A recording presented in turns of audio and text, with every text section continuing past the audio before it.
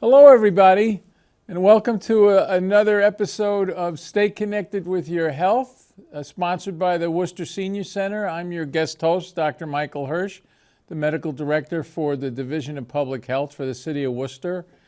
And hopefully today we'll go over a few things about developments in public health and some historical things. You know, I like to do this as kind of like a fireside chat. And I'm always really grateful for the opportunity of reaching out to the seniors, of whom I am one, because I think we, as a group, are some of the best citizens in our community. So, April, this is the April show. And April is a fantastic month. It's the first full month of spring. And you know all of the cliches that they say, you know, April showers will bring May flowers. We might have a rainy time during April, but there have been some Aprils here in Worcester that have been absolutely spectacular. And I think spring is one of the more beautiful seasons here in central Massachusetts. Things start to bloom. Yeah, there's a lot of pollen in the air if you suffer from allergies, and I'm sorry for that. But you have to pay for that kind of beauty when you see all those crocuses and daffodils and other flowers coming up. As a matter of fact, daffodil is a very common flower all through New England in the springtime, but it's the daisy that is the flower for the month of April. Daisy is the flower for the month, and the gemstone is diamond, which is an impressive stone. Many people remember the story about April Fool's Day. I will refresh your memory. I think I have told this story before on this show, but back in the day when they switched over from the Julian calendar to the Gregorian calendar, April used to be the first day of the first month of the year, and the first day of the month was like New Year's Day, and people had big celebrations. But now that shifted all into, you know, January, and there was still a group of people that wouldn't accept the change, so they were celebrating in April, and they got the name April Fools. And that's how April Fool's Day became kind of a day where you prank people, you tell practical jokes and things like that. It's never been my favorite thing to get pranked. I have gotten that many times from my kids and even my wife, and it's not a lot of fun. But the April that I'm going to talk to you about has some very important commemorative things. This is the month where we recognize child abuse, which is unfortunately, it seems like a growing problem in our society. I think whenever there are tensions and stress in families, and there certainly are these days, and when, particularly during the pandemic, when we were all kind of in close quarters, locked down, the incidence of child abuse definitely went up. And you as grandparents sometimes are the people that will see evidence of child abuse, and it's important for you to recognize some of the simple things that you can recognize to help report it, because we're all mandatory reporters if we suspect that a child is being abused or neglected. So the neglect part, you know, that would mean that maybe your grandchild you haven't seen in a couple weeks, you see them again and they're losing weight, or they're losing their hair, their teeth are not healthy, or there's just signs of severe hunger. These are all things that constitute neglect. But abuse, there's different kinds of abuse, and I'm not going to deal with the unfortunate subcontext of sexual abuse in children. That's a whole different kettle of fish. But we're talking about bruises that you might find in a little 1 to 3-year-old, and is that normal, And the rule that we use in the hospital setting is no cruise, no bruise. So you know what cruising is, when these little children are learning how to stand and learning how to walk.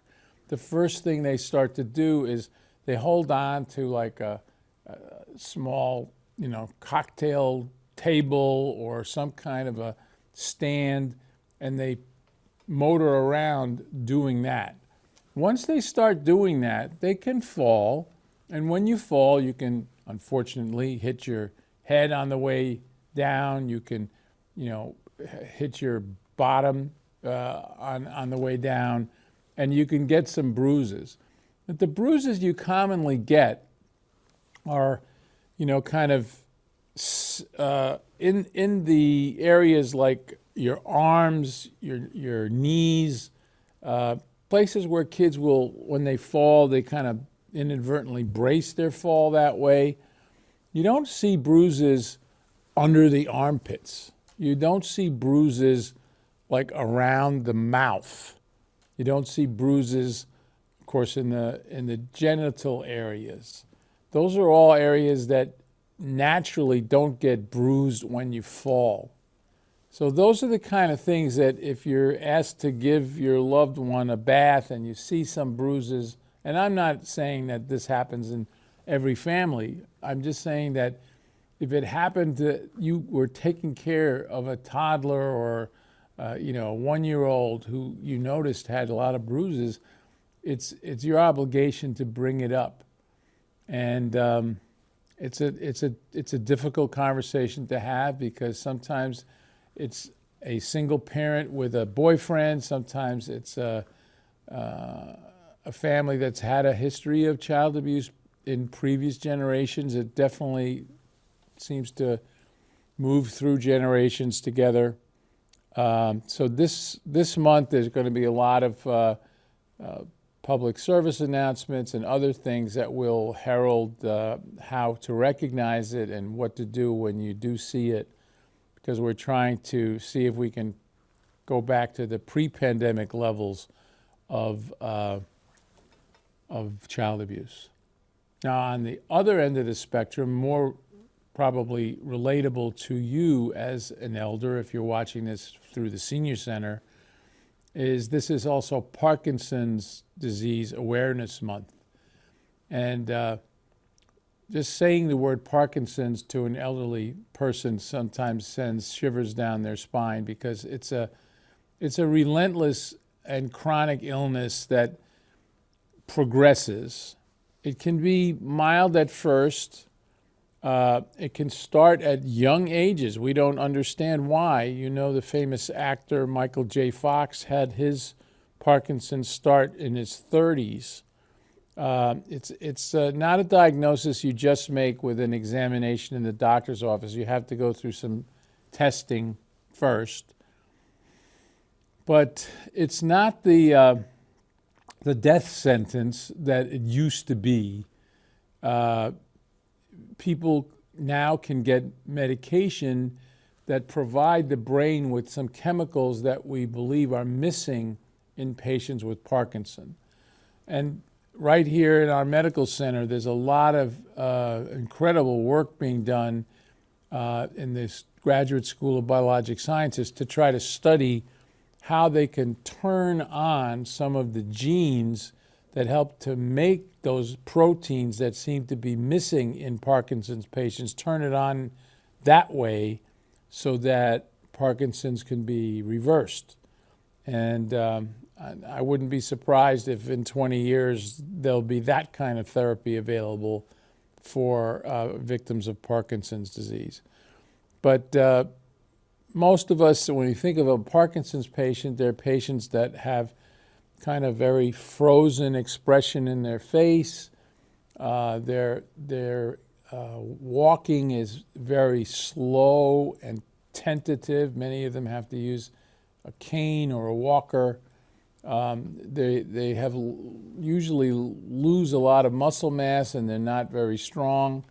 And some of them end up really needing to be either with an aide, or if they can stay at home with an aide, or have to go to a skilled nursing facility. So I just take my hat off to people that have the disease and have, struggled through it, and also tried to raise awareness of it. And Michael J. Fox is a perfect example of that. He has raised millions of dollars for research in Parkinson's, and I think that based on what I'm hearing from our PhD types at UMass, some of this is really going to bear fruit over the next decade or so. The other thing that I think is important to know about awareness things in April is we generally in April also look at it as the beginning of trauma season. May is actually Trauma Awareness Month, but when the weather gets nice, and it can get, as I said, very nice in April, and we're in the middle of this weird climate change time where I don't know what April's going to be like this year, but the kids are out and about. They want to be out playing. They want to be playing ball. They want to be playing on their bikes. And you have to be just much more aware if you're still out there driving that pedestrian injuries are quite high. And in Worcester alone, we've had, since 2019, 44 pedestrian fatalities. And to Worcester's credit, and I have to give a lot of credit to City Manager Bautista, they have chartered a new attack on these kind of injuries. It's a program called Vision Zero. The vision is to have zero pedestrian injuries or bicycle injuries in the city. And they've put out a request for proposal. A think tank group called the SPEC Group has come. They just did some great presentations this past month. And they're going to be developing a plan for Worcester to try to keep our pedestrians safer, and drivers as well. And a lot of it is going to involve changes in our traffic patterns. We have a lot of streets right now that have been widened thinking that that would help with traffic congestion. But what it actually does is it causes more injury because the drivers drive faster, and they also don't pay as much attention to pedestrians because they think that some of the roads that they're on are like highway roads instead of city streets.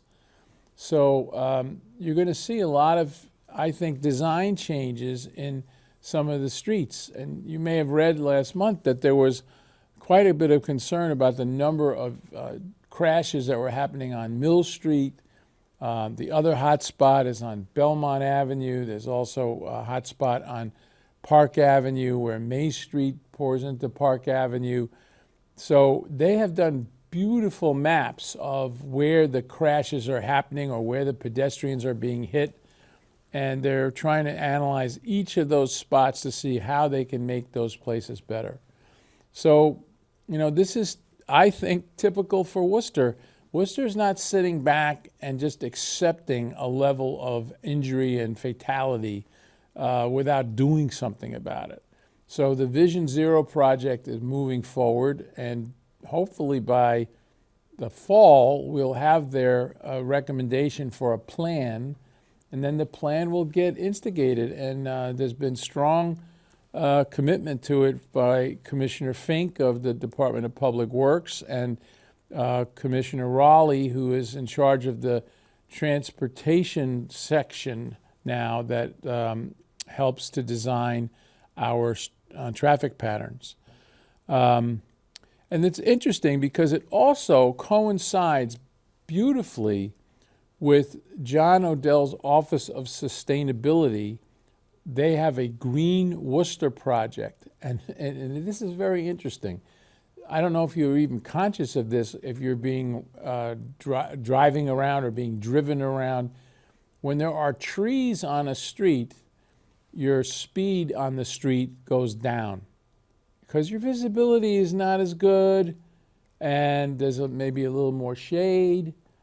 And this goes along with John Odell's hope that by doing more trees lining our streets, that we will have a better response to the climate change because we're going to be producing a lot more carbon dioxide that won't necessarily be a hindrance to climate.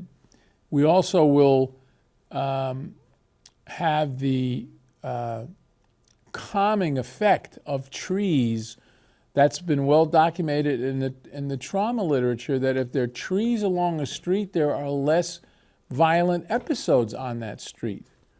So all this is kind of coming together. The Vision Zero thing, the planting of trees, the changing of the pattern of traffic, both foot traffic and actual auto traffic on the street, is going to make Worcester much calmer, and it's going to make us all safer. And I think this is just a brilliant piece of why Worcester is such a, I think, progressive city. And the third gem in that triangle is the Community Health Improvement Plan. Now, if you go on www.worcesterma.gov and look up the Department of Health and Human Services, you will see the development of the CHIP. That's what we call the Community Health Improvement Plan. It's going to be based on a community health assessment that was done last year, and that looked at why are people getting sick in Worcester, why are people dying in Worcester, and also getting a lot of subjective information from citizens through online surveys, focus groups, town halls. We've done every kind of mechanism for gleaning public opinion about life in Worcester. And from that CHA, that community health assessment, we're going to create a CHIP. And one of the planks of the CHIP is a plank called the built environment. And the built environment talks about these very things. Unsafe traffic patterns, lack of walkability. We want to make Worcester a town that you can really walk through. One of the things that struck me in some of the Vision Zero presentations is they had pictures of Worcester in the 40s and 50s, and Main Street between, I would say, the Soldiers and Sailors Monument all the way down to probably where Clark University was. It looked like a promenade out of Europe. It looked like the Champs-Élysées, if you know what that is. That's a famous wide boulevard in France, in Paris, France. But that's what Worcester used to be. People walked everywhere, and now we're not seeing that. So this threesome of Vision Zero, the Green Worcester Project, and the CHIP, I think you're going to see some really positive changes over the next decade here in the WU. And it's just going to make our city even more attractive. And we know it's attractive right now because the rental market, the housing market for buying homes is, really going through the roof. And I know about how attractive it is because we just had our match at the UMass Medical School.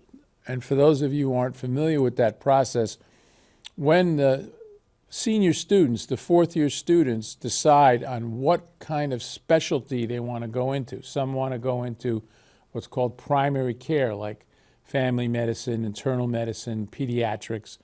Some want to go into more specialized work like surgery, neurosurgery, neurology. Whatever they decide to do, they have to go through a process where they submit their applications to the various schools that they're interested in going to.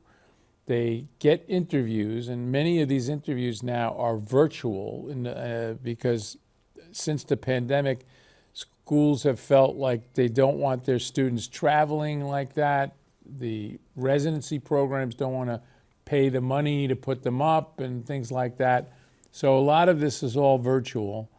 But after that, the students will put together their preference list, let's say 1 to 10, their top choice to their lowest choice, and then it's all up to the computers of the National Residency Match Program, NRMP, to crunch that and come up with where they matched. That's why it's called a match. So on this year was on March 15th, the students at noon all get an envelope. They open the envelope and they find out where they're going to go. And at the same time, during the next several weeks, they go through a series of exit interviews so that we in the administration of the medical school, and I'm an assistant vice provost there, we hear what they loved or didn't love about both the academics that they went through and also the community that they lived in. And their reviews of Worcester are always glowing. And many of them are surprised because they came from more maybe fashionable cities around the country, Boston, Providence, New York, Chicago, LA, where, they're pretty sophisticated, but they find Worcester to be a hidden gem.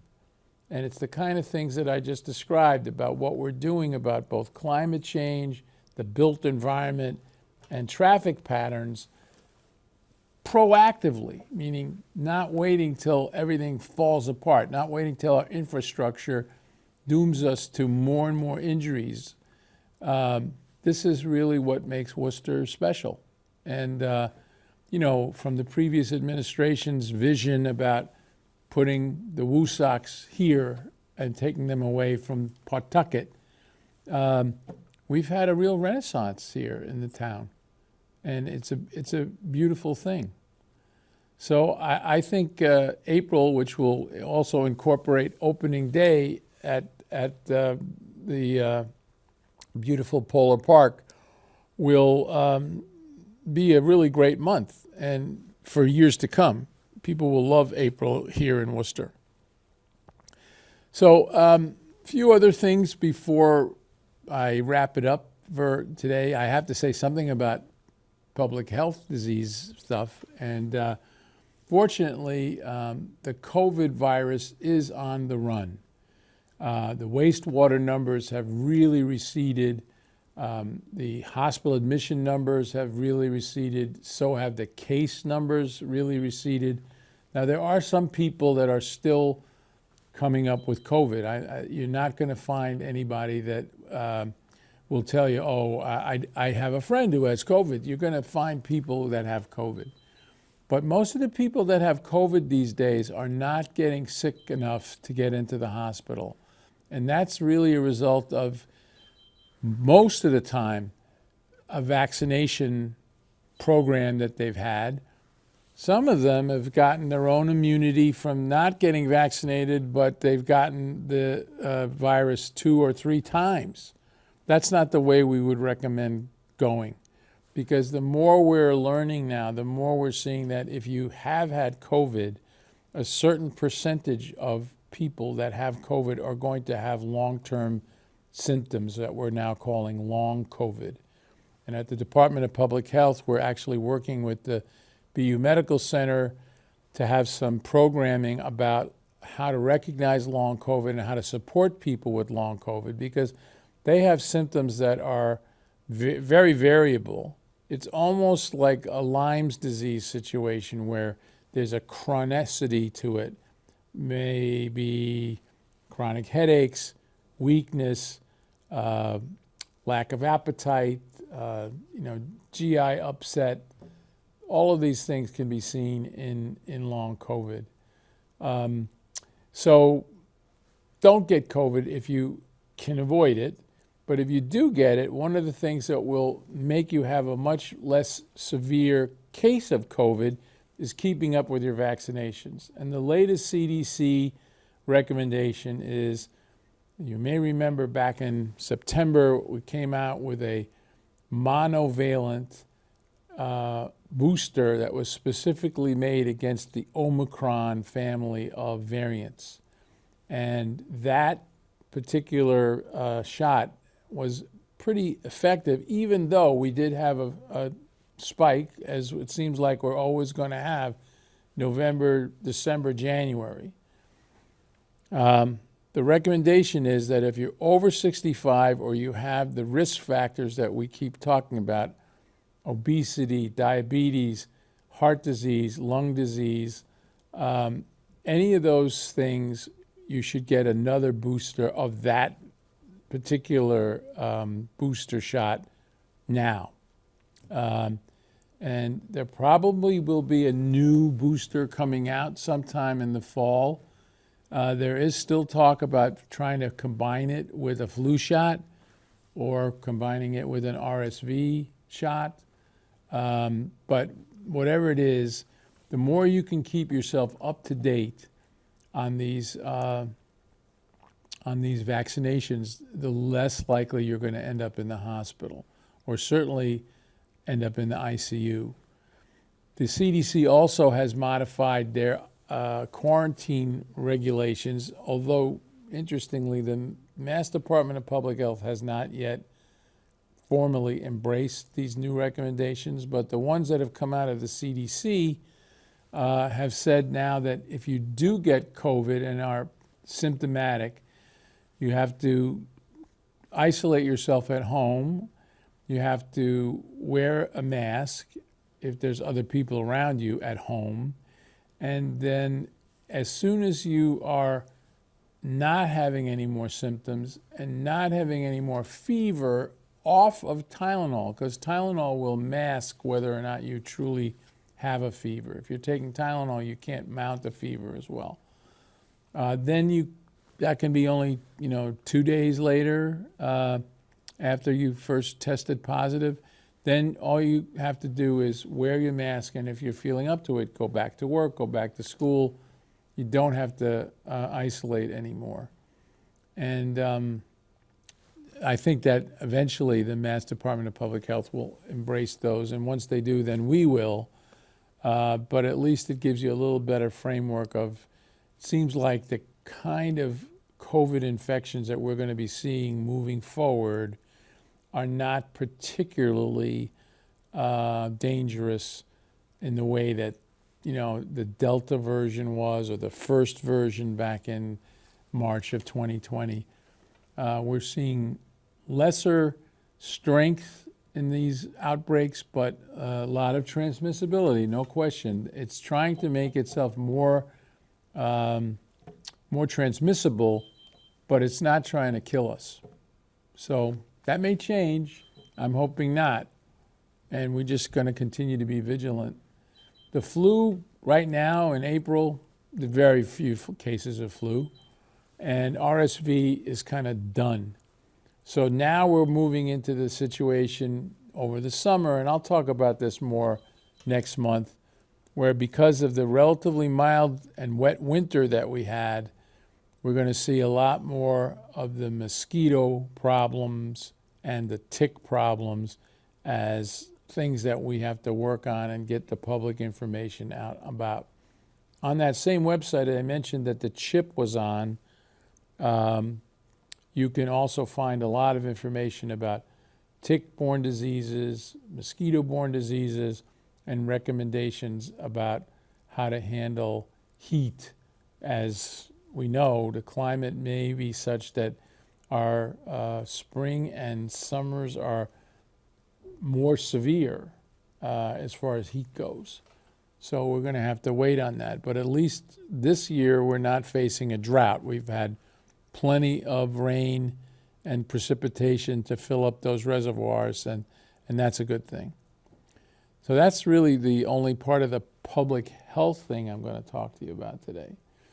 And the last thing I'm going to talk to you about today is that There's some sad things that April represents as well. April 7th is a commemoration of the Rwandan genocide, which is 30 years old this year.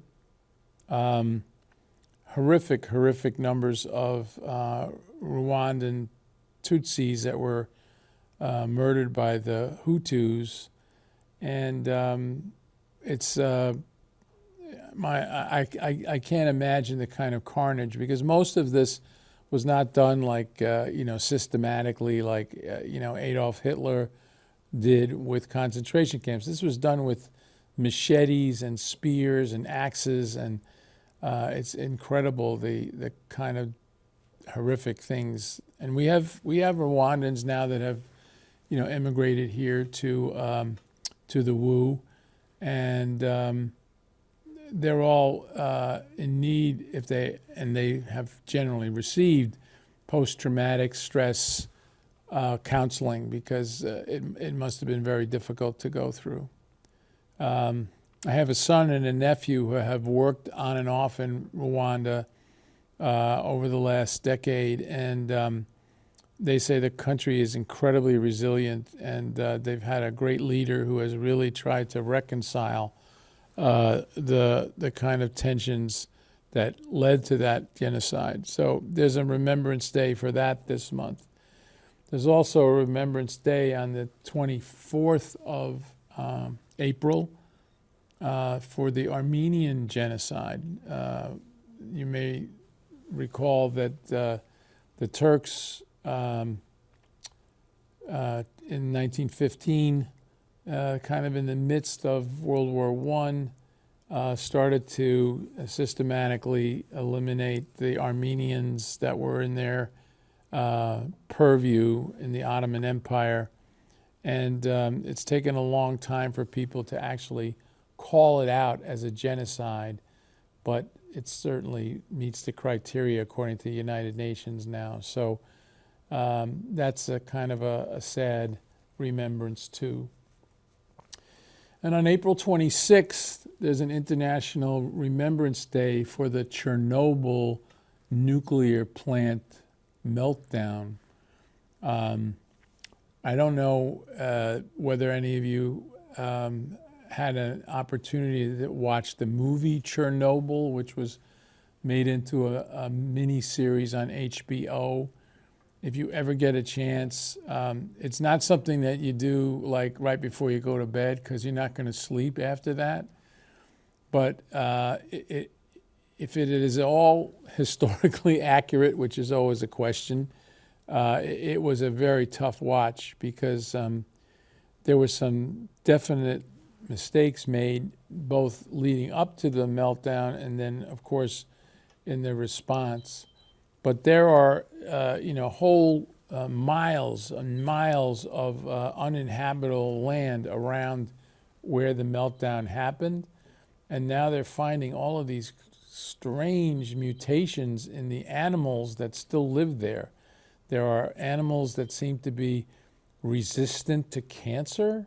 There are animals that seem to have regenerative powers that we didn't really know about before. Like, you probably may remember from your childhood, if you caught a salamander, these little newts, and you ripped off their tail, the tail would grow back.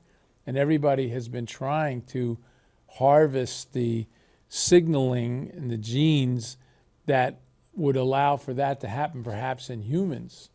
The only organ in the human body that we know has regenerative powers like that is the brain and the liver. But now there are animals out there that apparently never had that kind of regenerative power, and because of all this weird radiation affecting their DNA, now they have it too. So remembering Chernobyl is an important, I think, event, because I still think about those first responders who went in and actually prevented a more widespread explosion from happening. And they knew going in that they were all going to die, and they all did die. That kind of heroism, I mean, we saw that here with the World Trade Center on 9/11. It's extraordinary. It's extraordinary. And that kind of sacrifice needs to be recognized. So I hope there'll be some recognition of it. You know, Russia right now, because of the war in the Ukraine, is not the most popular place. But those firefighters and first responders in Chernobyl, they have nothing to do with what's going on now. And I would continue to tip my hat to them for their bravery. So I'm going to wrap it up. I have to tell one story more. There's always one story more with me. I'm sorry. And I may have told this story in a prior April, but I do it because it's part of my family history, and I have honored this particular day, April 12th, for my whole life. Because that was a day that my parents were liberated from concentration camp by the 2nd Armored Division of the Canadian Army, a particular regiment from Saskatoon, Canada, liberated their camp in Holland, which was called Westerbork. Westerbork was a transit camp where Dutch and German Jews, some Scandinavian Jews, and some French Jews and Danish Jews were transported there. It was a work camp, and eventually a system started where every week a train would leave from Westerbork to go to Auschwitz, and most of those people never returned. So at one point, there were somewhere between 250,000, 300,000 people that went through that camp. When the Canadian Army came to liberate the camp, my parents were 2 of the 800 people that were left in the camp. So it was always a big day in my family to remember. I think from maybe age 10 on, I always bought my mom flowers that day to help celebrate, and they always did a little toast at dinner to remember the liberation.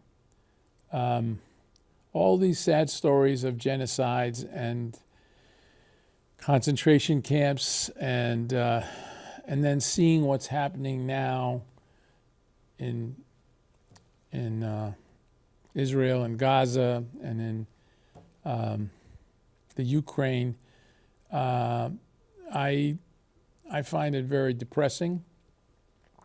And I'm only hoping that the joy that one feels in April, the rebirth that one feels in April, which is celebrated in almost every religion, and that's what Easter is about, the rebirth.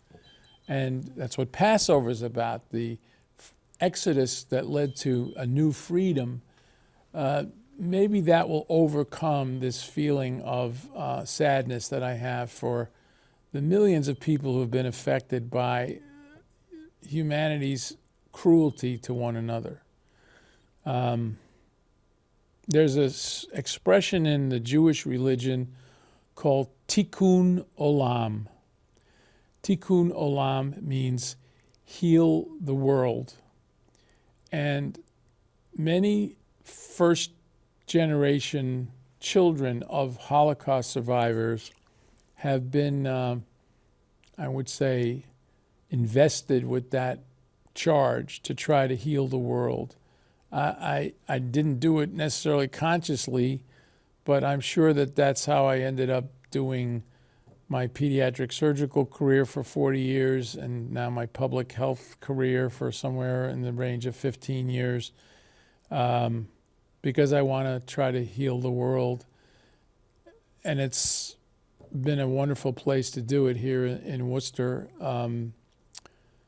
I don't know how successful I've been, but it's not for lack of trying and not for a lack of love for the citizens of this wonderful city.